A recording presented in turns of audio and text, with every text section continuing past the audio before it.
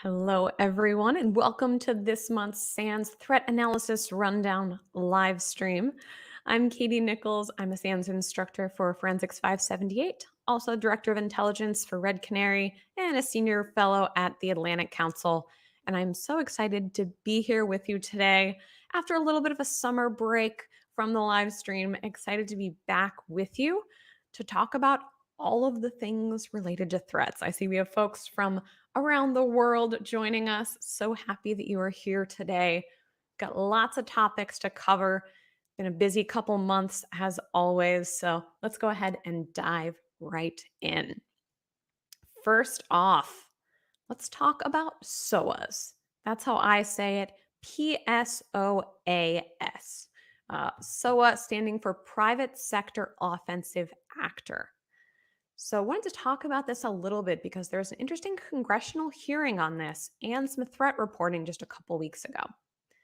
So as we go through the links today, I'm going to try something different with our live stream. If you've joined before, I usually share the links afterwards, but I get it. People want to follow along. So bear with us if it doesn't work. What I'm going to try to do is, as I'm talking about these different links, drop these in chat so you can follow along. So we'll see how this goes, but first thing I wanted to cover is this Duo article from the folks at Decipher about this congressional hearing. I think one of the things that I'm passionate about, I think it's really important, is that cybersecurity practitioners talk to people who are making policies about cybersecurity, right?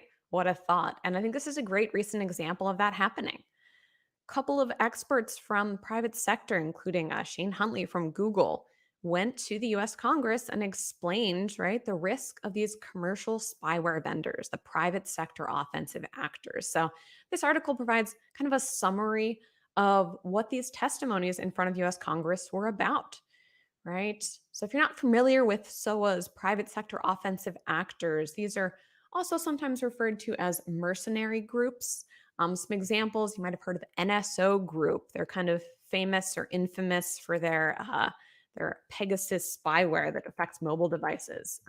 Candiru, another one. And these actors, what they do is they will sell offensive capabilities, spyware, malware, exploits, and services to lots of different organizations. Sometimes different governments around the world will use these. And one of the concerns with private sector offensive actors is that a lot of times governments in different countries will use them to target people like journalists or activists or dissidents who disagree with that regime. And so this is one of these things where it is an ethical debate I absolutely cannot answer for you. Is it okay to have these commercial services providing these exploits, these offensive capabilities to these different governments around the world? Right? Think about whatever your country of origin is, right? you found out your government was going after some terrorists with capabilities from one of these mercenary groups. Would you be okay with that? Right? They're going after terrorists. So maybe the means is okay. But what if they're going after dissidents, right?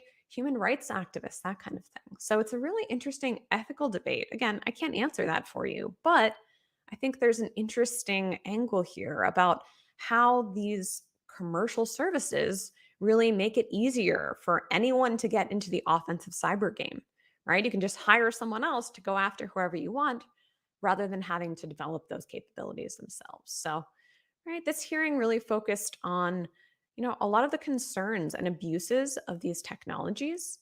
Right? When we talk about NSO Group, Candiru, these other mercenary groups, a lot of times, as I mentioned, they do go after people like human rights activists. And kind of a cool thing, one of the people who testified in front of Congress was actually a victim of NSO Group, right? Talking about his story being targeted. So, kind of an interesting example of cybersecurity practitioners informing policy. And if you like congressional hearing records, I know you need some light bedtime reading. There's a link to the full committee hearing, right? I mentioned one of the witnesses, Shane Huntley, really, really smart guy, in charge of the threat analysis group over at Google. And then John from the Citizen Lab, right? If in your threat model, if you feel like these mercenary groups are something that your organization needs to track, the Citizen Lab is a great resource for reporting on these different groups. So, some light reading, congressional testimony, but it is worth a read or a watch later on. So, interestingly, one of the things we've seen from Microsoft and other companies is, right, them getting involved and having opinions on policy issues. This was a blog post from Kristen Goodwin, who super smart lawyer type. Highly recommend following her on Twitter. This was the same day that those congressional hearings came out. Microsoft issued this blog post from Kristen about how they feel like these cyber weapons that are in these commercial hands, right, are a threat to different governments, businesses, victims, etc. So, kind of an interesting example of a private company in cybersecurity taking a stand on an issue. And you've seen Microsoft do this in the past as well. Along with this statement and the congressional hearing, Microsoft also released a blog post on a group that they call Knotweed. So this is where we go kind of from the high level strategic policy angle, right? There were hearings on this, trying to inform policymakers of maybe they should better regulate these types of tools and entities. And then we go down to more of the operational and tactical level with some specifics from the awesome Mystic and Microsoft Security Response Center on a specific group called Knotweed. So Knotweed, one of the Microsoft names. And as we said, right, SOAs, that's one term for these groups. Cyber mercenaries is another one, basically hacker for hire services. So Knotweed is actually attributed to an Austrian-based group named DSIRF. And you can go to their actual website. This is an organization that says they provide services to multinational corporations in technology, right? It's kind of funny because some of these descriptions sound very much like any other cybersecurity services vendor. So, also the interesting thing I found was kind of interesting that they're based in Austria. That's not really a country that I feel like we talk a whole lot about in terms of the cybersecurity space. So, DSIRF, the entity behind Knotweed. And this blog details various malware and techniques used by this group, including one called Sub-Zero. So if you haven't looked at Microsoft blog posts before, they are a wealth of knowledge. And hats off to the team who produced these. Those of you who don't write blog posts every day, like these take a lot of work to produce. And so it talks about initial access, some of the exploits they've used, right? All of these techniques that potentially defenders could start to track. One of the things that I really like in Microsoft blog posts, in addition to their kind of breakdowns of TTPs, is that if you scroll to the very bottom, They have, right, indicators of compromise. We as defenders really like those IOCs so we can do some research, maybe validate the malware analysis ourselves. And they also talk about detection. Okay, if you're using Microsoft products, right here in the names where you might detect some of the implants and tools from this group, also gives a breakdown of, right, here are some of the behaviors that they talk about earlier, the tactics, techniques, and procedures from this group. And this is a great place to look for detections, even if you are not a Microsoft Defender for Endpoint customer, right? It's a really important point that, okay, Microsoft is detecting these techniques in their products, but even if you don't have Microsoft, you can do this yourself, right? Suspicious curl behavior detects the use of curl to download not be tooling from public file shares, right? Curl's built-in Windows tool, should that in any network be downloading things from external sites? Maybe in your network that's normal, but that's an example of something that you could try to look for in your organization, right? Similarly, down here, they have specific queries. These are targeted at Microsoft Sentinel, but what you can do is, right, take a look at the logic and then translate that to your own environment, right? You might have to know some KQL, their query language, but, right, you could figure out what are they trying to look for here and then translate that into your own environment, whatever logs or tooling you have. So, just kind of a nice example of how Microsoft providing these queries, these techniques can translate into hunting opportunities, detection opportunities, regardless of the products you're using, right? And some of these might look familiar if you've looked at different TTPs before, right? Using comservices.dll to dump credentials from memory. This is a technique that a lot of different adversaries use. Which brings us to a point that if you've joined us for live streams before, right, this is something that we see a lot of actors do. So, trying to detect credential dumping is probably good, whether you're trying to detect mercenary groups like Knotweed, or state sponsored groups, or criminal groups, red teams, etc. So, just this idea that it's really important to look at the techniques that a lot of different adversaries are using and make sure you detect those. The other point I want to touch on here is threat modeling, right? Something we talk about quite a bit, and there are lots of definitions, but I think of threat modeling as really prioritizing the threats your organization should care most about because there are so many out there. So, thinking about these mercenary groups, right? Organizations that probably should prioritize Knotweed or other groups are going to be orgs like, right, if you're supporting journalists or if you're a human rights organization, right? Those are the types of organizations that commonly are targeted by these mercenary groups. Take a look at some of the comments and questions. Ooh, this is an interesting one from AJV. Don't governments illegally collect information like this all the time? Why would we want them to have an even greater monopolized influence? That's the ethical question, right? And this gets into kind of a broader debate about, right, what types of activities are allowable in cyberspace if you believe in international law, right? So there's one school of thought that says, okay, in terms of espionage, governments spy on each other, right? It's accepted. So maybe if you're, using cyber operations for espionage purposes, okay, that's maybe allowable under international law.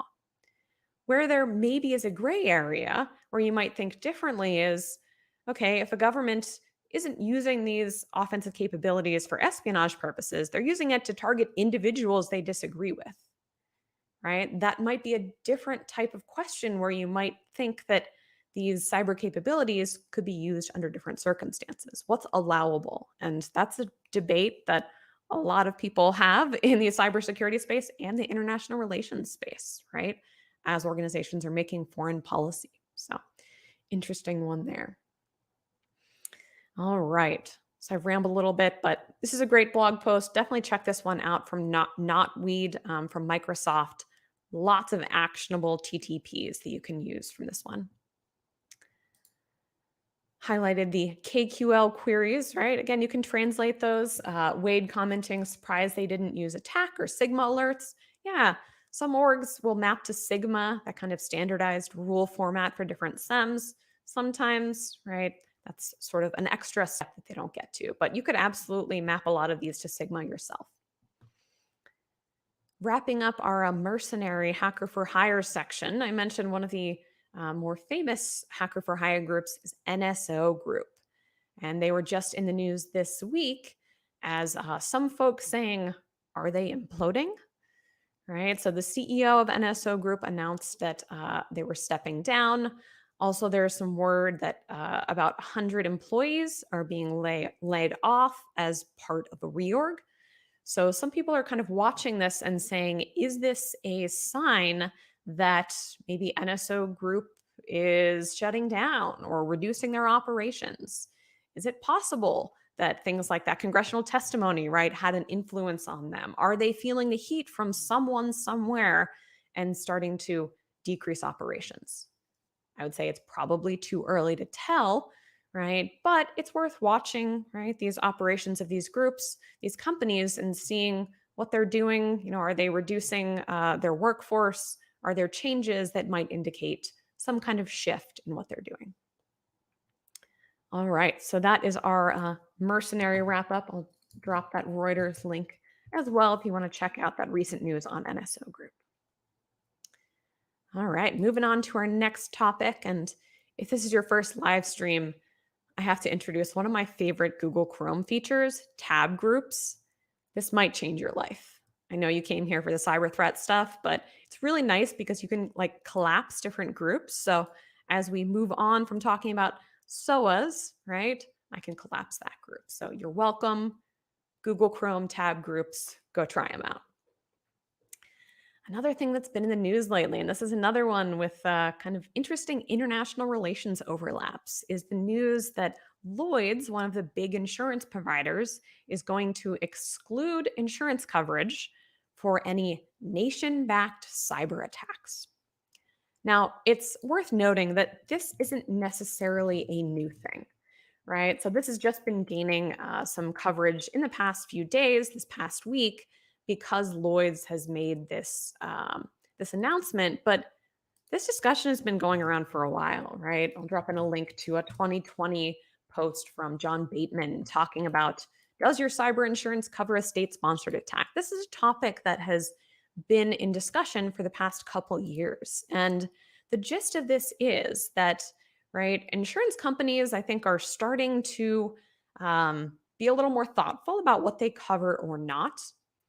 And one of the things that Lloyd's is saying is that if it is state sponsored, they're not going to pay out insurance coverage for those types of attacks.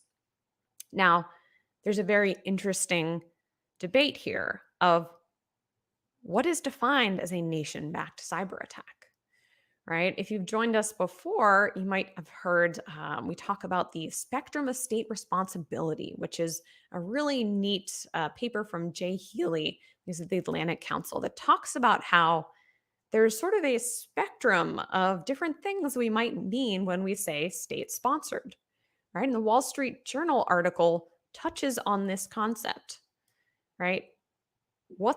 Would be the line between a criminal group acting in support of some country versus, right, the government themselves going after a target? This is the idea that, right, sometimes there might be actors who are sort of influenced by a government saying, oh, it would be okay if you went after that organization, but the government isn't doing it themselves. Well, would that be a state-sponsored, a nation-backed cyber attack? That definition kind of gets a little bit messy. And yeah, really, really great comment from Michael there. Could be tough to attribute in some cases, right? Some adversaries might work for the government during the day and then moonlight working for a criminal group or for their own personal benefit, financial gain. Where do you draw the line there? Right? Really, really great question. And that attribution question is a really important one. And this is where I think this is really actionable for any Intel analysts out there who do any type of attribution. If you've joined the live stream or watched me talk before, attribution is a fun topic. And I would argue there are different types of attribution, right? You could attribute activity to malware, but most people think about attribution as attributing to like a person, a country, etc. This is a really important case where I would highly recommend if your team is doing any kind of attribution, especially to a country, go talk to your lawyers. Because this is an example of how, if you're doing attribution to a country, that could have real implications for cyber insurance payouts. For example, right, if you are, a incident response company, right, who comes in and you're helping out your client figure out what happened in a cyber incident, and your intel team, right, they say we want to know who did it, and your intel team attributes it to a certain country, is it possible that your team's analysis could be used to deny them insurance payouts? I feel like this is an area where no one really knows. There have been a couple case studies over the years, but this is an area where I'd highly recommend talking to your attorneys if you do this kind of work and thinking about that, right? And yeah, cyber insurance getting a lot of focus. And Tom, I feel like you have a background in insurance here. I think you make some great points here, right? Maybe this is inevitable because as people are filing more insurance claims, the insurance companies have to, right, manage their risk.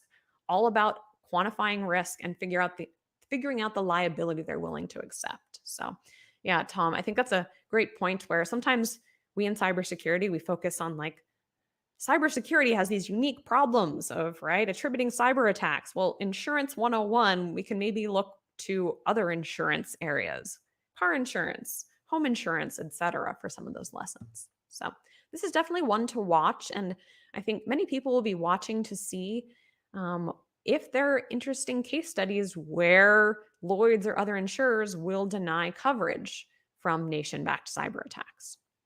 And yeah, Wade making a great point. Maybe people will be less likely to perform attribution. Maybe it's a case where you're just like, la, la, la, you cover your ears. I don't want to know because if I don't know, then my insurance company won't deny me. A lot of interesting questions here.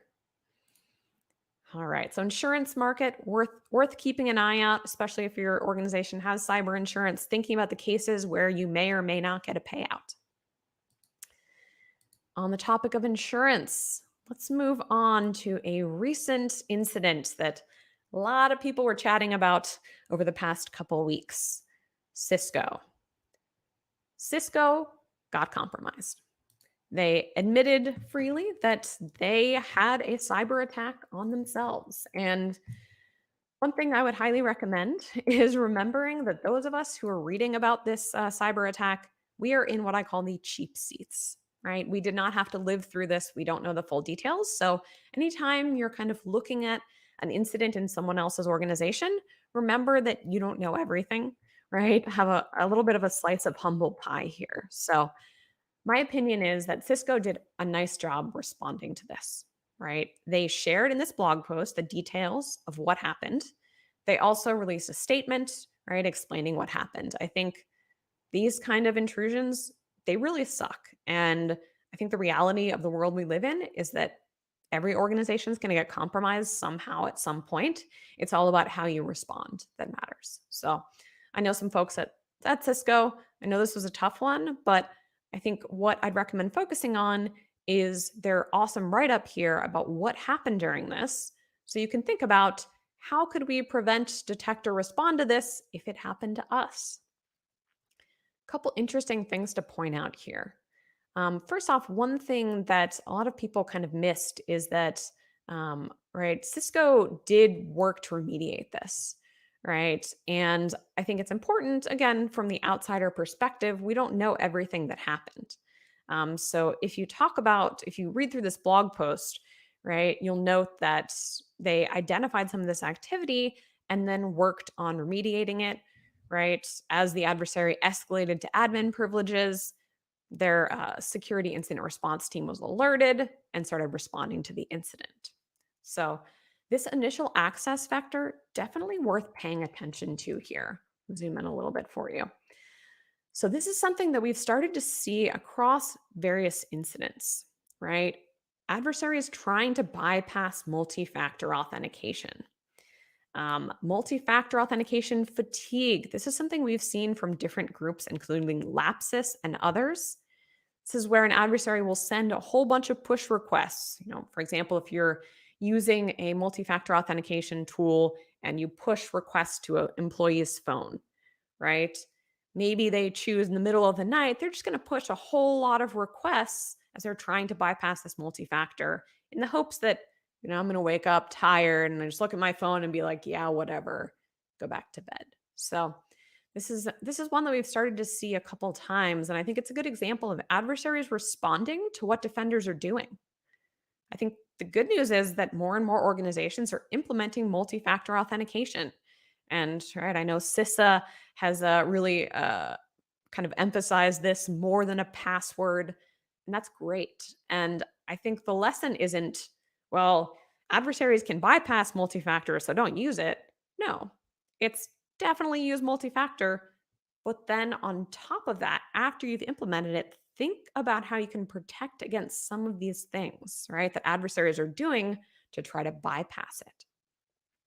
So, this is one to be aware of, right? Also, vishing, using social engineering techniques where adversaries will call up employees, trying to trick them into divulging sensitive information. Enrolling new devices into multi-factor authentication services, that might be another thing to look for, right? Are there certain patterns you could look for in what devices should or shouldn't be enrolled, for example? So, an interesting example, multi-factor authentication bypass, I think something that is worth looking into after you've implemented MFA to start. Moving on to the post-compromise TTPs. This is where we get into TTPs that adversaries use over and over. And again, right, it sounds like from the blog post, Cisco detected these, which is awesome. And I think this is worth looking at because a lot of these are very, very detectable, especially if you have some kind of endpoint telemetry, whether it's a commercial tool or Sysmon, etc. Right? For example, dumping NTDS, right? That's a common technique adversaries will do, especially after they get access to a domain controller. So that's something you might be able to try to detect. Doing some different discovery or looking for different users, right? Creating users. Creating a user called Z. That's kind of weird. Maybe that's something you could look out for. So lots of different techniques here. Hey, funny enough, comm services DLL. We just saw that in that Knotweed blog post. This is a really common method that a lot of adversaries use to dump credentials. So again, I highly recommend looking through this blog post, thinking about what are the things that you could detect, right? Maybe you aren't at a place in maturity where your org could try to detect multi-factor authentication bypasses. Okay, if not, the good news is you can try to detect a lot of these post-compromise TTPs as well.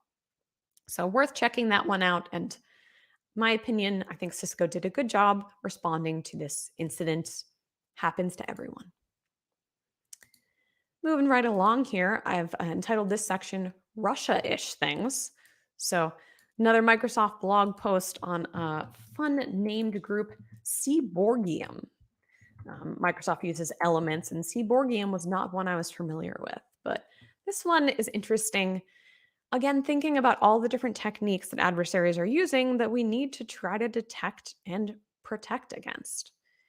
Right? So Seaborgium is the Microsoft name, but one thing I really liked from here, they gave call outs to friends. Google Threat Analysis Group and Proofpoint, they collaborated, which is awesome. You love to see examples of different teams with different visibility cooperating to track these different adversaries. So Seaborgium, very persistent threat actor.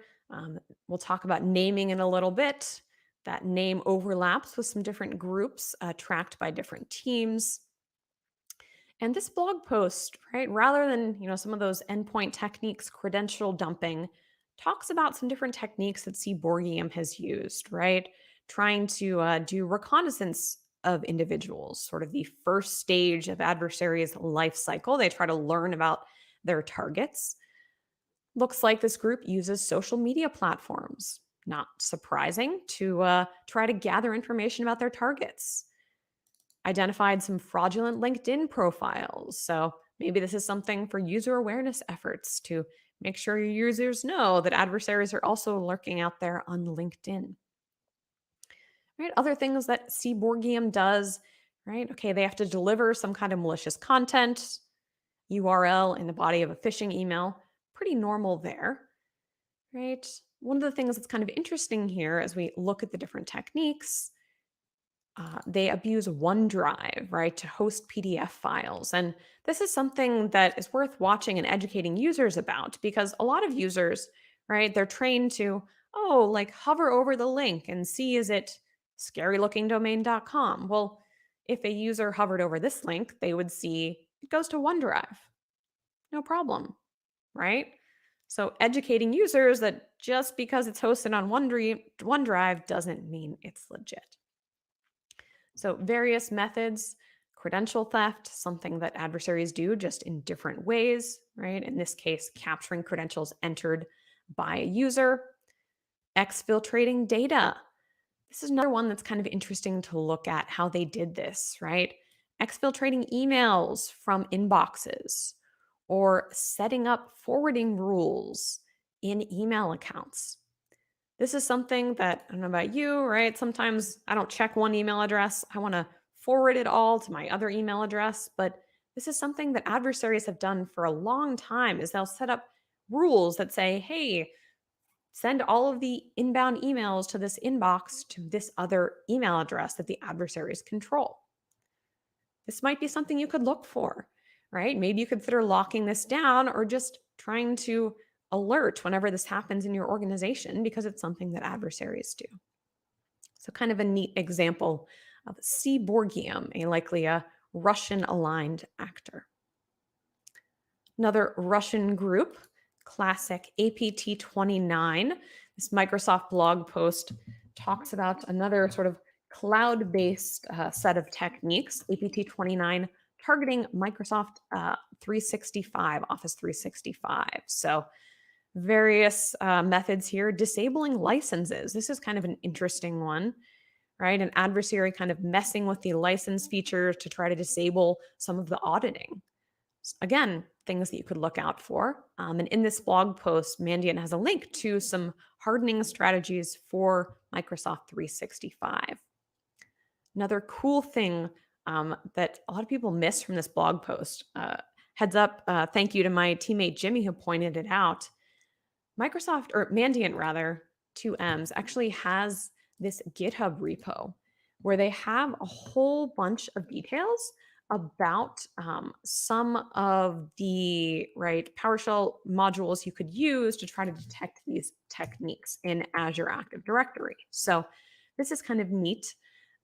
It says in the description, UNC 2452, which, as you might recall, UNC 2452, that was the kind of initial uncategorized group that Mandiant tracked as being behind SolarWinds. That was later merged into the umbrella of APT 29. So this is a really great resource. Hats off to Mandiant for releasing this. Right, this might be something that you could use to try to figure out how exactly do we detect these different techniques in Azure Active Directory. So, a couple interesting Russia things, Russia-ish things, and some examples of different techniques adversaries operating in different software as a service platforms like Microsoft 365 and Azure Active Directory. All right, moving right along from our Russia-ish things. Got to talk about ransomware. We talk about it every single month for good reason. It's still out there, right? We see lots of folks debating is ransomware getting better? Is it getting worse? I think the real answer is no one really knows, but it's still pretty bad. I dropped a link into this Sophos blog post, which is an interesting one because it's an example of something that some people call a magnet target, right? A single organization, an automotive supplier, was hit by 3 different ransomware actors. Lockbit, which is Lockbit 3.0 is pretty bad right now, Hive, and Black Cat. Pretty fascinating. And this is an example of something you might encounter that if organizations are, they have something like RDP access open to the internet, not secured with a second factor, that's a great opportunity for adversaries to get into that network. Sometimes you might find multiple different adversaries getting in on that action, right? So this was a fascinating case study, single entry point, 3 different adversaries across 2 weeks. The good news, however, is again, a lot of this stuff is very, very detectable. So this is an interesting case study, but we find even though it was 3 different actors, right, sounds kind of scary, they use Mimikatz. Talked about credential dumping, right? PS exec, one of those living off the land binaries adversaries use for lateral movement, disseminating binaries.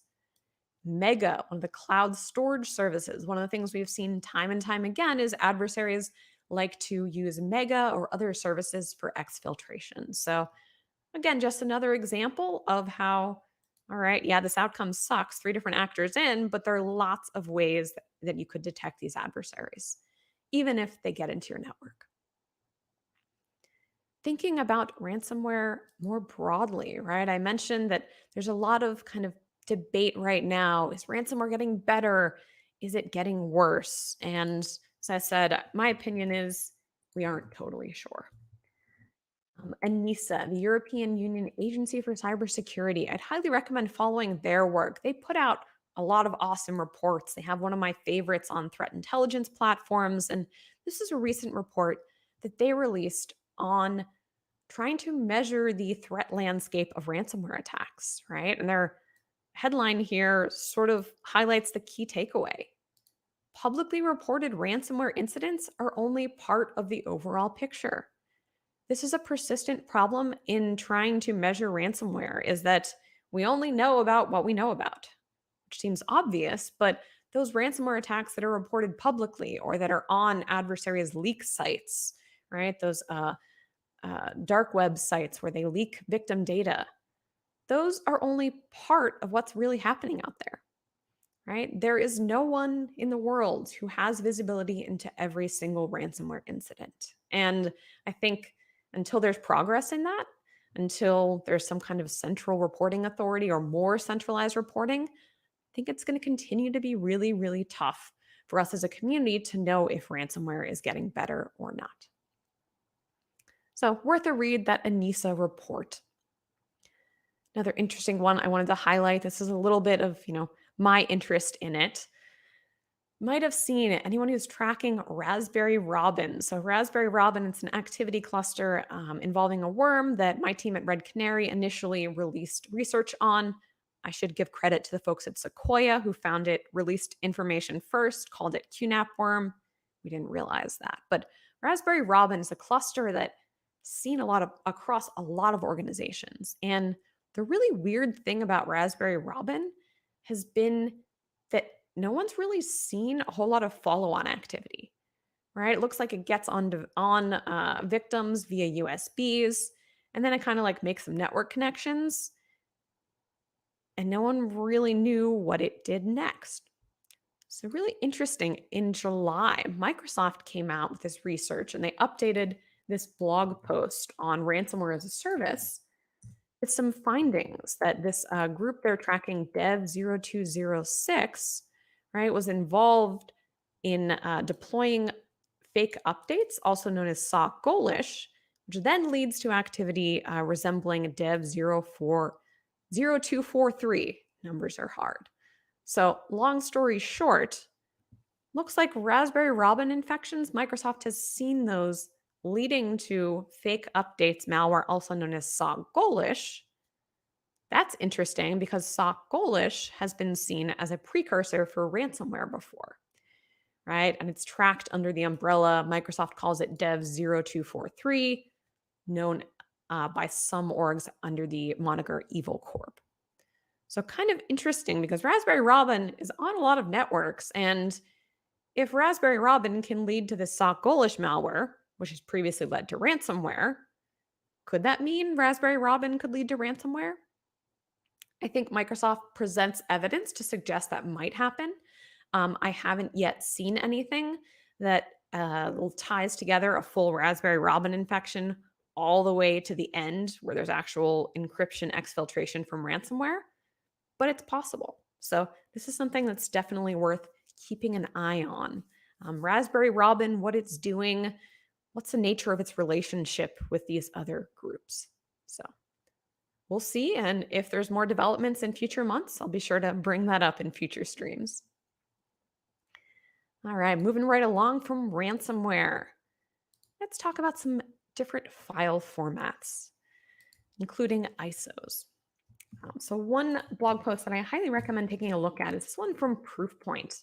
And I really like this because it takes a bit of a step back from the day-to-day. We're seeing this malware.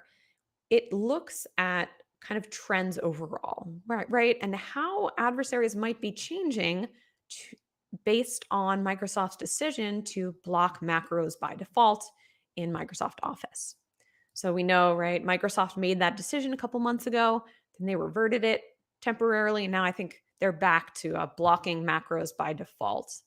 And what Proofpoint researchers found is that it looks like adversaries are actually changing up what they're doing, potentially in response to that decision by Microsoft, which kind of makes sense, right? Adversaries watch what we as defenders are doing. And if they see, dang, my macro malware isn't working anymore, they're going to try something different.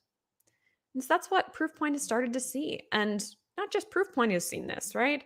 My team, researchers from across the community, have seen similar patterns. Container files, for example, ISO file types are a really popular choice right now for adversaries.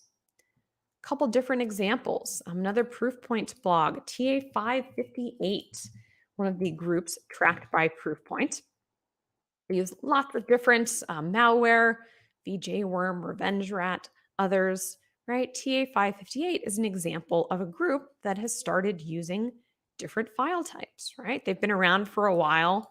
You see, all right, they've used macro-laden Proofpoint attachments in the past, Microsoft Word, etc., right? Through in 2020, though, right? Still using those malicious Microsoft Office documents with macros, scrolling through, tracking campaigns over time, right? And then what we see is the adversaries start to shift.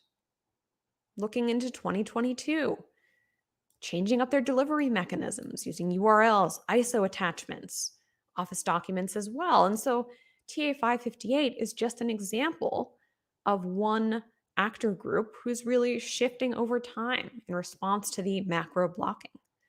So, interesting example. And this is one, again, thinking about your threat model. If you're in the hospitality industry or travel industry, those are common targets for TA558. So, worth keeping an eye on. Another malware family that really has enjoyed using ISOs for their initial access is Bumblebee. This is a loader I think we've talked about in previous months, right? I'll drop a couple different links for you to read more about Bumblebee. Bumblebee is a loader that can load all kinds of bad payloads, right? So this is we'll start with this blog post from Cyber Reason, and I really like this graphic. Graphic artists, if you have any on your teams, they're worth their weight in gold, right? Really simply breaks down, okay, user, they're delivered an archive, a zip file, reaches out to a website, then an ISO file gets dropped. Contains a link file that eventually leads to execution and that Bumblebee DLL. So another interesting thing about these ISO files is that, I feel like as a security community, we've educated users. Watch out for suspicious Microsoft Office documents, right? Word documents, PowerPoints. Do average users know what an ISO is? Right? That's my hypothesis is why maybe some adversaries are having success with these ISO images is that a lot of users have no idea what ISOs are. And maybe they don't know that this could be something malicious. So they're like, cool, I don't know what this is. Great. Something new and different. So just a hypothesis. But Bumblebee is one that sort of ebbed and flowed and they were kind of quiet for a little bit. But it's another one of these loaders that seems like it might lead to a ransomware later on. So worth keeping an eye on this one. Of course, the DFIR report, excellent resource that talks about some similar TTPs. And Brad from Unit 42 has this awesome blog post also on Bumblebee. And of course, Brad is One of those researchers you should definitely follow on Twitter, read his stuff, and he breaks down Bumblebee from his perspective. In this Unit 42 blog post, one of the things you might notice is another group name here, right? Among the threat actors distributing Bumblebee is Projector Libra, criminal group known by others, including Google, as Exotic Lily.